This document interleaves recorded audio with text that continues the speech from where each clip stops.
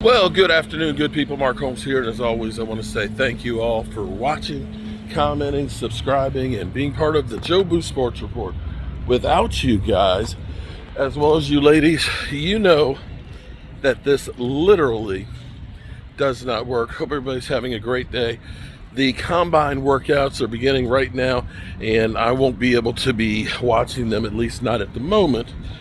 Got to take care of a few things.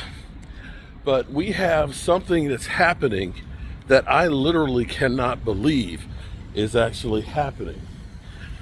And that is, well, let's go back a little bit. Stephen Jones, a few days ago, Monday as a matter of fact, had about 22 minutes of talking where he was talking about being selectively aggressive.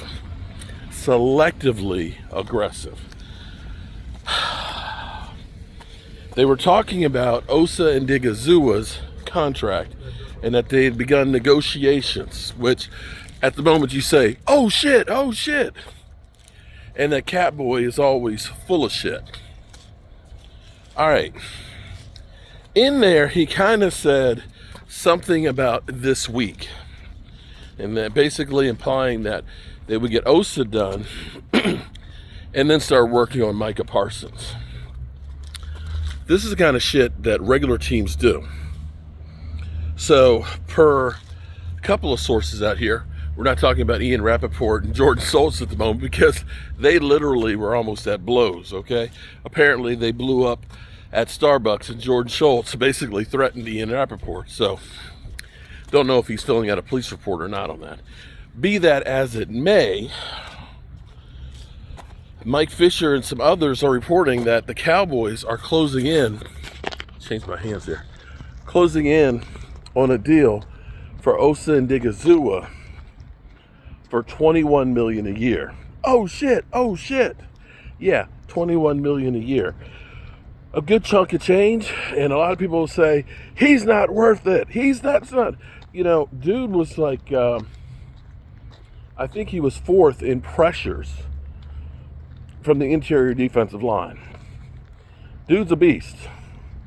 Dude hasn't missed a game. He stayed healthy. This isn't a guy who got injured. Because let's be clear here. With the exception of Dak and CD, the two contracts that were before that were big deals, Michael Gallup, who was recovering from an ACL, and Terrence Steele, who was also recovering from an ACL, were injured players when we made the deals. Getting this one done is going to be a really good thing for the Cowboys, and this could be the signal that maybe the Dallas Cowboys are doing business a little bit different than they have in the past. And this, my friends, is a good thing. If they follow it up by getting Micah Parsons done, now, let's be clear. Let's look at this from a couple different ways. Probably the first year on this contract will probably be about $7 million hit. They can do this deal with just the rollover money, okay? The rollover money, which is about $18.5 million, that'll be added to the 2.5. So they don't have to technically do anything to get this one done. However, they're probably going to have to go ahead and come up with some more. Well, no, actually they won't. You could go through and you can do Micah Parsons' deal because Micah Parsons right now is a $24 million cap hit. He's already baked into the equation. And if you get Micah Parsons done too before free agency, you can probably get another $14 million off of that contract. Another $14 million, basically, that would be adding about another 8 to the 20 that you have. So you're looking at still having 28 million left that you could use, and you'd have Micah Parsons and Osa Odighizuwa done. And then that's even before you use any of the triggers or any other ones on, say, Dak, CD, Terrence Steele. You could do it actually with Brandon Cooks and D-Law's number to kind of convert some of their money down the road if you wanted to, some of the dead money that they have for their contracts. So the Cowboys could do a lot of things. This is groundbreaking. This is a sea change that they literally talked about doing a contract on Monday and could possibly be signing it before Friday, I'm literally in a state of shock right now. I am so surprised that I'm actually outside of the hospital, because I think I might have a heart attack if they announce that Osa Odighizuwa's contract is signed and that Micah Parsons is being worked on. I'm being serious. I don't want to be too far away from the hospital, so that way they can go ahead and boom, pump my heart, okay? Give me some oxygen, get some epinephrine or whatever it is, boom. I don't want to have to be too far away, because I literally am in a state of shock that the Cowboys might actually get this thing going, and that they might actually start trying to run the organization like a real football team, as opposed to Real World on MTV. So maybe there's some hope after all for the Cowboys. I hope that this continues, and we'll see how it all goes. I wish I were watching the glorified workouts right now. I know my man Game Time Brian is holding the fort down. I was going to be joining him, and maybe I'll be done here in a few hours, and maybe we'll get some of the later stuff, or maybe do a report after the workouts and say who looked good and so on, and get caught up. But some things are going. Some things to be excited about, at least. And that's all I have at this moment. I wish I could get my Bleacher Report working, but since they changed the damn app, it doesn't load for me very often. It's like 1 in 10 times, and so it just sits there and sits there and sits there. Sometimes you have something great and you fuck around and you fuck it up. Fuck around and find out. But yeah, I can't wait to hear. You know what's going to happen when Osa is signed. The talking heads and everybody will say, oh, it's a mistake. They signed him for too much money. The Cowboys are idiots. But if they hadn't signed him, they'd say, oh, the Cowboys, they suck. They ended up letting him go. It doesn't matter what the Cowboys do. They're always going to be told that they suck, they're stupid, and, it just doesn't matter. But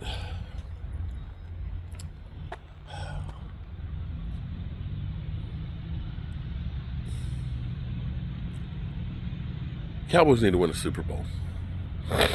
And they need to win it soon. I want my dad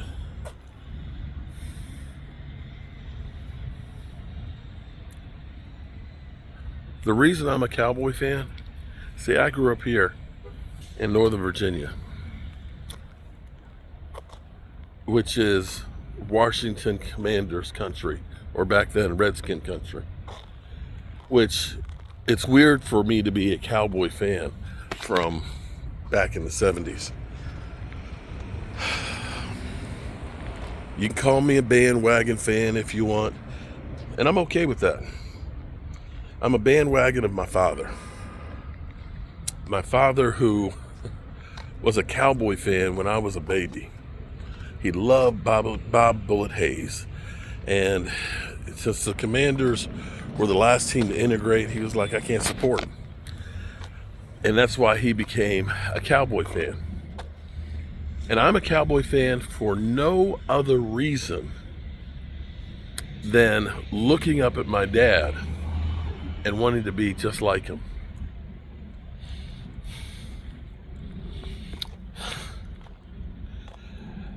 And I've been a Cowboy fan since I was that little kid sitting on the couch looking up at the man that I respected and wanted to be like, to this day, hearing him say, "Go Cowboys," and wanting to be just like him. He's 85 years old. And every year talking to him about the Cowboys, is this going to be the year they get together? He's like, is this going to be the year? I so want my dad to see the Cowboys win a Super Bowl again.